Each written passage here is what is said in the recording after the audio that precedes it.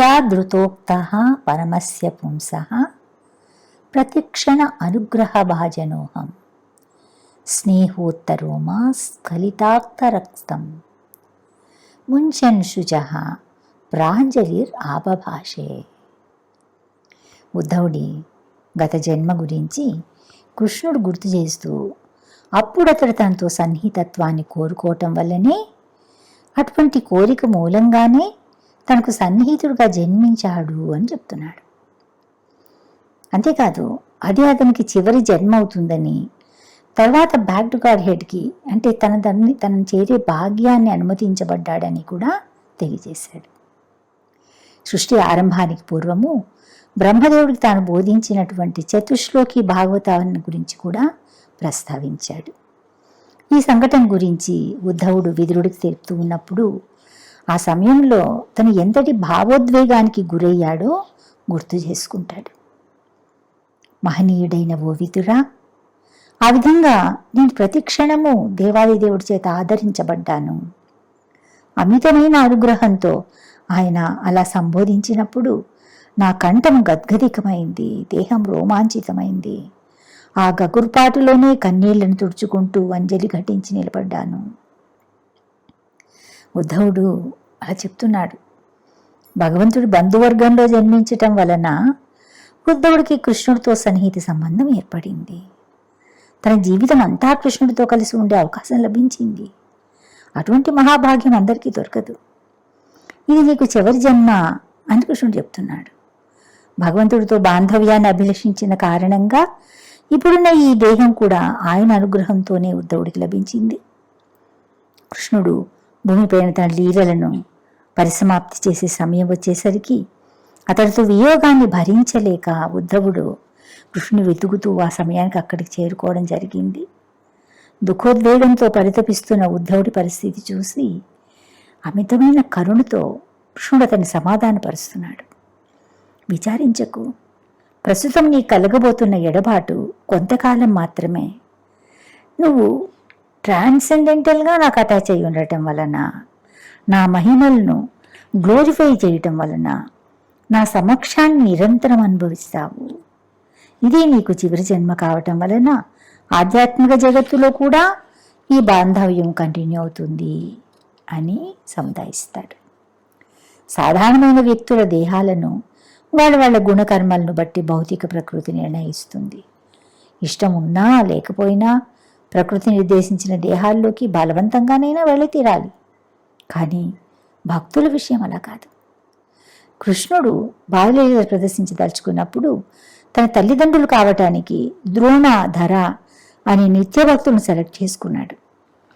కృష్ణుడితో కనెక్ట్ అయ్యే అందరూ కూడా ఆయన చేత అనుగ్రహించబడేవారే. ఈ అంతిమ అంకంలో కృష్ణుడు దారుకుణ్ణి కూడా చివరి సేవ చేయటానికి నియోగించాడు. చెప్పుకున్నాం కదా. ద్వారకకు తిరిగి వెళ్ళి యదువంశ వినాశనాన్ని, కృష్ణ బలరాముల నిర్గమనాన్ని గురించి తెలియజేసి వెంటనే ద్వారకా నగరాన్ని వదిలి అర్జునుడితో పాటు హస్తినాపురానికి వెళ్ళండి అని చెప్పాడు. ఈ విషయం చెప్పుకున్నాము.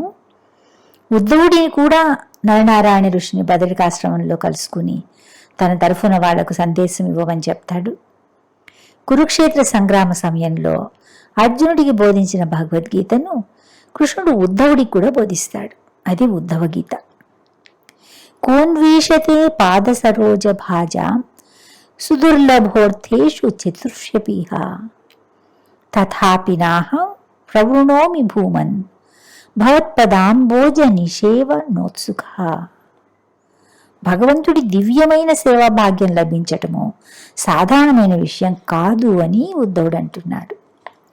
పాద సరోజ భాజాం సుదుర్లభం.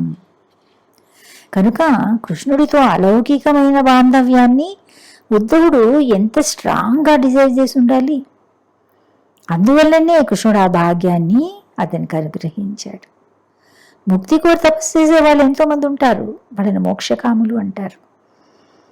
దాన్ని పొందడం కూడా అంత కష్టమేం కాదు. కానీ భక్తిని కోరే వాళ్ళు చాలా తక్కువగా ఉంటారు. అదేవిధంగా భక్తి సేవను పొందగలగడం అనేది కూడా అంత సులభం కాదు. బహూనాం జన్మనామంతే జ్ఞానవాన్ మాం ప్రపద్యతే వాసుదేవ సర్వమితి సమహాత్మ దుర్లభ. జన్మనాం అంటే జనన మరణాలు, బహూనాం ఎన్నో జనన మరణాలు, ఎన్నో జన్మల తరువాత జ్ఞానవంతుడు నన్ను ఆశ్రయిస్తాడు. అయితే అటువంటి మహాత్ములు చాలా అరుదుగా ఉంటారు అన్నాడు కృష్ణుడు. జ్ఞాని అంటే కర్మి జ్ఞాని, యోగి కోవలో ఉన్న జ్ఞాని కాదు. అటువంటి జ్ఞాని లౌకికమైన సౌఖ్యాల పట్ల నిరాశకులోనై సకల క్లేశాలకు హేతువైన దేహాన్ని అశాశ్వతమైంది అని గుర్తిస్తాడు.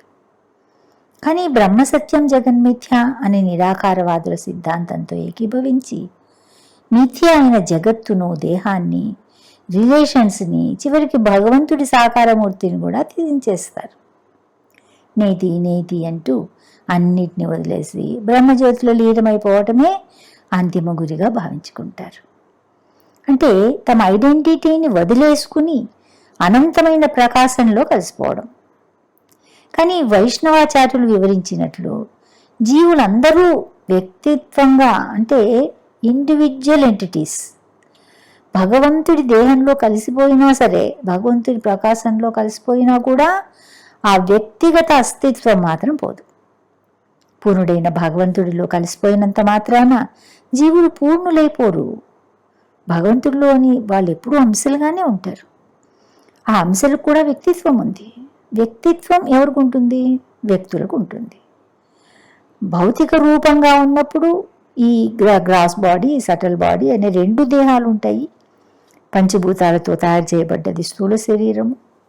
దీన్నే అందరూ నేను నేను అనుకుంటున్నాం. ఇంకోటి సూక్ష్మ శరీరం, మనసు, బుద్ధి, మిథ్యాహంకారంతో తయారైనటువంటిది. మరణించిన తర్వాత స్థూల దేహం మాత్రమే నశించిపోతుంది. జీవితమంతా ఎటువంటి విధానంలో గడిపారో ఆ స్వభావాన్ని, కోరికలను, కర్మలను సూక్ష్మదేహం తనతో పాటు తీసుకుని వెళ్తుంది, మరొక దేహంలోకి ప్రవేశపెడుతుంది. ఆ జీవి తన గత జన్మ కర్మ ఫలితాలని పాపపుణ్యాల రూపంగా అనుభవిస్తారు. అది ఇలా కంటిన్యూ అవుతూనే ఉంటుంది. చాలామంది అంటుంటారు, బతుకున్నంత వరకే ఈ తాపత్రయాలన్నీ కన్ను మూస్తే ఏముంది, అంతా అయిపోతుంది అని. ఎంతోమంది ఆత్మహత్య చేసుకునేది కూడా ఇందుకే. కానీ అది నిజం కాదు. ఒక దేహంలో ఇంతకాలం పాటు ఉండాలి అనేది ఫిక్స్ అయిపోతుంది. ప్రకృతి దాన్ని నిర్ణయిస్తుంది. కష్టాలంటే ఏంటి? గత జన్మలో చేసిన పాప ఫలితాలు. వాటిని అనుభవించడానికి ఇచ్చిన దేహాన్ని అర్ధాంతరంగా వదిలేస్తే అది ఇంకో పాపం అవుతుంది. ఆత్మహత్యా పాతకానికి పాల్పడితే చట్టం ప్రకారము ఇక్కడ కూడా శిక్ష వేస్తారు కదా. ప్రాణమే పోతే ఆ శిక్ష నుంచి ఆ దేహంతో మాత్రమే తప్పించుకుంటారు.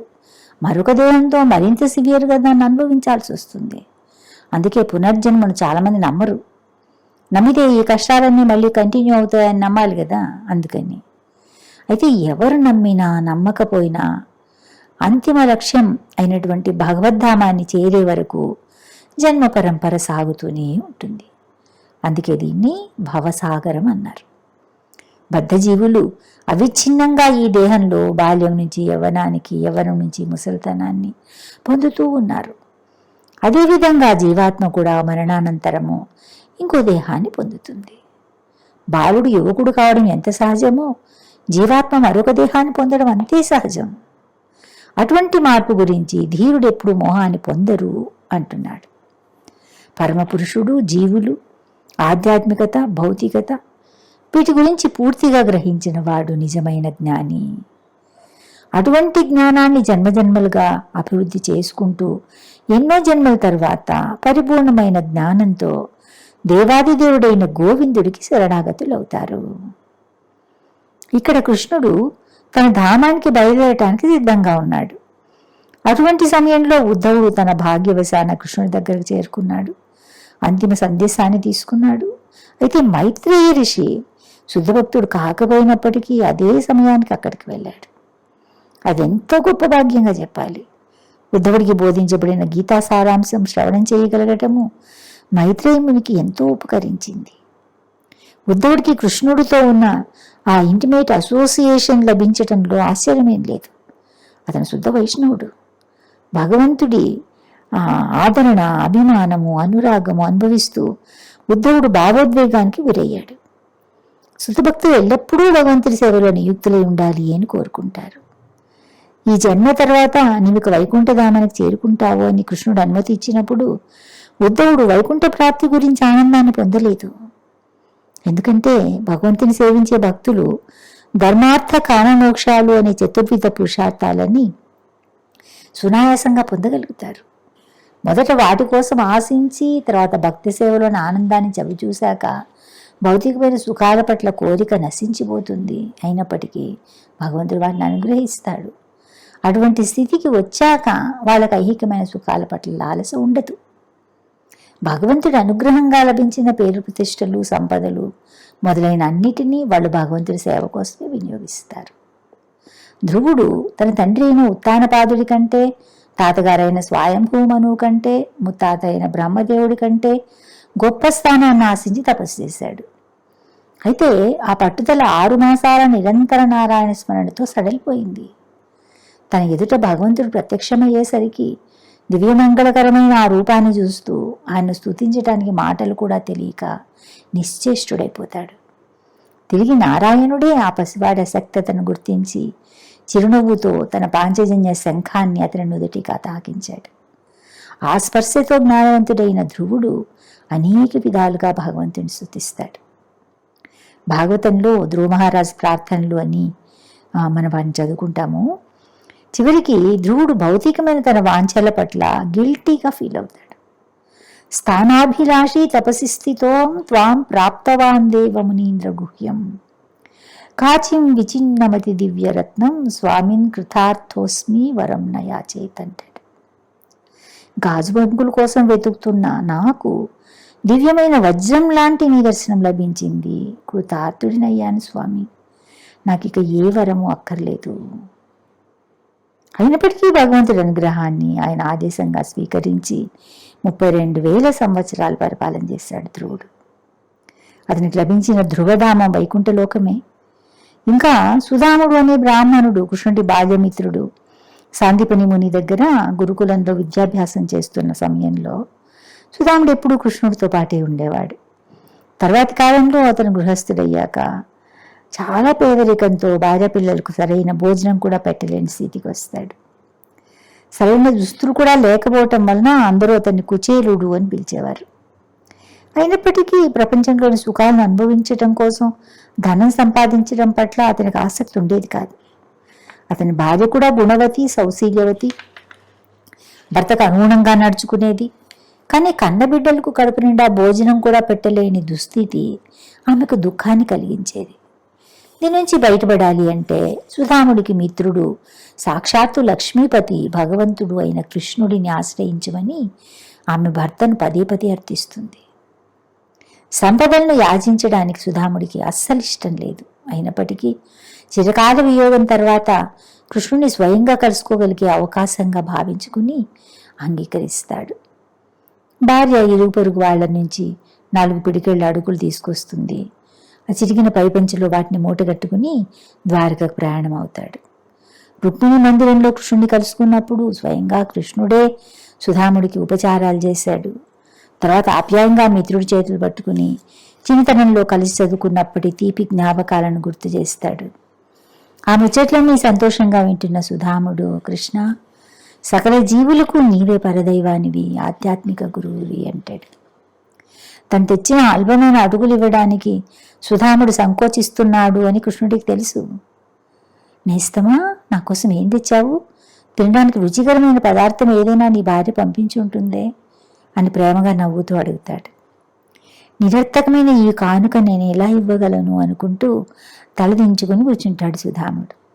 చివరికి కృష్ణుడే అతని భుజానికి వేలాడుతున్న అటుకుల మూటను తీసుకుని పిడికడు అటుకులు సంతోషంగా తినేస్తాడు. ఇంకో పిడికడు అటుకులు తీసుకుపోతుంటే వింజామర వీస్తూ అక్కడే ఉన్న రుక్మిణి ఆయన చేయబట్టుకుని, మీ భక్తుడంటే మీకెంతో ప్రీతి, అందుకే మీరు స్వీకరించిన పిడికడు అటుకులే మిమ్మల్ని ఎంతగానో సంతృప్తిపరిచుంటాయిగా అంటుంది. అంటే కృష్ణుడు సంతృప్తి చెందటం వలన భాగ్యదేవత అయిన లక్ష్మీదేవి ఆ భక్తుడి ఇంట్లో అతిథిగా ఉంటుంది. అలాంటి వాళ్ళు సకల సంపదలతో తులతూగుతారు అని అర్థం. ఆ రాత్రికి సుధాముడు కృష్ణుడి భవనంలోనే ఉండి మరుసటి రోజు ఉదయం తన ఇంటికి బయలుదేరతాడు. తనకు ఫలాంటి కావాలి అని సుధాముడు అడగనూ లేదు, కృష్ణుడు దాని గురించి మాట్లాడనూ లేదు. అయినప్పటికీ సుధాముడికి ఆలోచన లేదు, దివ్యమైన ఆనందంలో పరవశిస్తూ ఉన్నాడు. కృష్ణుడు చేసిన ఆ సత్కారాలన్నీ తలుచుకుంటూ సాక్షాత్తు భగవంతుడైన కృష్ణుడెక్కడా, నిరుపేద బ్రాహ్మణుడైన నేనెక్కడా, ఎంత సాధారణంగా నన్ను ఆహ్వానించాడు. అంతటి స్వామి ఇలాంటి నన్ను హృదయపూర్వకంగా దివ్యమైన తన హస్తాలతో కౌగలించుకున్నాడు. ఆయన రుణం నేను ఎలా తీర్చుకునేది? ఆయన ఎంతటి కరుణామూర్తి కాకపోతే నా పేదరికం గురించి తెలిసి కూడా ధనం లభిస్తే గర్వంతో ఇహలోక భోగాల వలలో చిక్కుకుని ఆయనను మర్చిపోతానని చిల్లిగవ్వ కూడా ఇవ్వలేదు అనుకున్నాడు. కానీ అతనింటికి చేరేసరికి పరిస్థితి పూర్తిగా మారిపోయింది. తన పూరి గుడిసె ఉన్న ప్రదేశంలో రాజభవనం లాంటి భవంతులు ఉన్నాయి. దేవతామూర్తులు లాంటి స్త్రీ పురుషులు మంగళ వాయిద్యాలతో తనకు స్వాగతం పలికారు. సాక్షాత్తు లక్ష్మీదేవిని అలంకరించుకుని ఉన్న భార్య మనసులోని ఆనందాన్ని తెలపటానికి మాటలు రానట్లుగా గొంతు గద్గదికం కావడంతో రెండు కళ్ళు మూసుకుని ప్రేమతో భర్తకు నమస్కారం చేస్తుంది. ఈ వైభవాన్ని గురించి మనం 10th కంటలో చెప్పుకుందాము. మొత్తానికి స్వర్గాధిపతి అయిన దేవేంద్రుడి వైభవము, ఐశ్వర్యము సమస్తము అక్కడున్నాయి. కానీ కృష్ణుడు తనకెంతటి భోగభాగ్యాలను ప్రసాదించినా తన ఇంద్రియ తృప్తి కోసం కాకుండా ఆయన సేవకే వాటిని ఉపయోగించాలి అని సుధాముడు నిశ్చయించుకుంటాడు. ఆయనతో స్నేహం చేయటము, సేవ చేయటము, ఆత్మార్పణ చేయటము తప్ప జన్మ జన్మలకు నేను మరి ఏది కోరను. నాకున్న ఒకే ఒక్క కోరిక ఆయన సేవను మర్చిపోకుండా ఉండడం అనుకుంటాడు. ఆ విధంగా సుధాముడు ప్రతిరోజు ఎన్నో రకాల పిండి వంటలు చేయించి భక్తితో వాటిని స్వామికి నివేదించి ప్రసాదంగా వాటిని స్వీకరించేవాడు, 10 మందికి పంచేవాడు. భగవంతుడు దయతో ఐహికమైన సంపదలు, కీర్తి, ప్రతిష్టలు, విద్య, అందము దేనినిచ్చినా సరే అది ఆయన నుంచి లభించిన కానుకగా గుర్తించి తమ స్వార్థం కోసం కాకుండా భగవంతుడి సేవకు ఉపయోగించటం బాధ్యతగా భావించాలి. అటువంటి భక్తులు ఎటువంటి పొజిషన్లో ఉన్నా ఆ సంపదలకు తామే ప్రభువులుగా కాకుండా జగత్ ప్రభువును సేవించే సేవకులుగా నడుచుకుంటారు. కొంతమందికి అనంతమైన సంపదలను అనాయాసంగా అందించే కృష్ణుడు ఒక్కోసారి కొంతమంది నుంచి ఉన్న వాటిని కూడా తీసేసుకుంటాడు. అంతేకాకుండా అలా తీసేసుకోవడం ద్వారా నేను భక్తుల పట్ల ప్రత్యేకమైన కరుణ చూపించాను అర్థం చేసుకోమంటాడు. ఎలా అర్థం చేసుకోవాలి దీన్ని? ఎవరు దేన్ని కోరినా అనుగ్రహించేది ఆయనే అంటున్నాడు. అటువంటప్పుడు ఉన్నది కూడా లాగేయడం ప్రతి స్పెషల్ మర్సీ ఎలా అవుతుందో ఆచార్యులు వివరించారు. తల్లిదండ్రులు తమ పిల్లలు వృద్ధిలోకి రావాలి అనుకుంటారు. తమ పెంపకంలో సంస్కారవంతులుగా ఎదగాలి అని కోరుకుంటారు. ప్రతి తల్లిదండ్రులు కూడా తమ సంతానం పట్ల అఫెక్షను, అటాచ్మెంట్తో ఉంటారు. అయినప్పటికీ అడిగినవన్నీ ఇచ్చేస్తే బాధ్యత గల తల్లిదండ్రులు అయిపోరు. వాళ్ళకి ఏది శ్రేయోదాయకంగా ఉంటుందో దాన్ని ఇవ్వాలి. వాళ్ళని సంస్కరించడం కోసం ఒక్కొక్కసారి కఠినంగా కూడా వ్యవహరించాల్సి వస్తుంది. అప్పటికి మా పేరెంట్స్ కకోటకు అని తిట్టుకున్నా సరే భవిష్యత్తులో ఆ నిర్ణయం వాళ్ళని దిగజారిపోకుండా కాపాడింది అని తెలుసుకున్నప్పుడు తమ సంక్షేమం పట్ల తల్లిదండ్రులు తీసుకున్న నిర్ణయాన్ని తప్పకుండా అభినందిస్తారు. ప్రేయస్సు అంటే ఇమీడియట్గా పొందేటటువంటి ఆనందం. శ్రేయస్సు అంటే నిజంగా వారి జీవితానికి శ్రేయస్సును చేకూర్చేటటువంటిది. ఈ భౌతికమైన లెవెల్లో తల్లిదండ్రులే తమ సంతానం పట్ల అంత రెస్పాన్సిబుల్గా ఆలోచిస్తున్నారు అంటే మరి ఎటర్నల్గా తల్లి, తండ్రి, గురువు, దైవం అన్నీ అయిన భగవంతుడు తన పార్ట్ అండ్ పార్సల్స్ విషయంలో ఎంత శ్రద్ధ చూపిస్తాడు. అయితే ఆయనది ఆధ్యాత్మిక మార్గం, శాశ్వతంగా ఆనందాన్ని ఇచ్చే విధానం. అందువలన ఎవరికైనా భౌతికమైన అసెట్స్ గురించి, స్పిరిచువల్ అడ్వాన్స్మెంట్కు అబ్స్ట్రక్షన్ కలుగుతుంది అనుకుంటే వాటన్నిటినీ ఆయన విత్డ్రా చేసేసుకుంటాడు. ప్రభుపాద తమ జీవితాన్నే తార్కాణంగా చూపించారు. ఉద్ధవుడు విశుద్ధ భక్తుడు. అందువలన చతుర్విధ పురుషార్థాల్లో మొదటి 3 ధర్మము, అర్థము, కామము ఈ స్వర్గలోకంలో దేవతల స్థాయికి చెందిందైనప్పటికీ అతనికి ఆసక్తి కలగలేదు. అంతేకాకుండా చివరిదైన ముక్తి లేదా మోక్షం పట్ల కూడా అతనికి అభిలాష లేదు. కేవలం భగవంతుడి సేవలో నిత్యం ఎంగేజ్ అయి కావడాన్ని మాత్రమే కోరుకున్నాడు. ఆ విధంగా భగవంతుడిని కోరుకోవడంలో ముక్తిని కోరుకోవడం కూడా ఉండదన్నమాట. భక్తులు భగవంతుడితో ఎప్పుడూ నిత్య సేవలో కనెక్ట్ అయి ఉండాలని మాత్రమే కోరుకుంటారు. హరే కృష్ణ.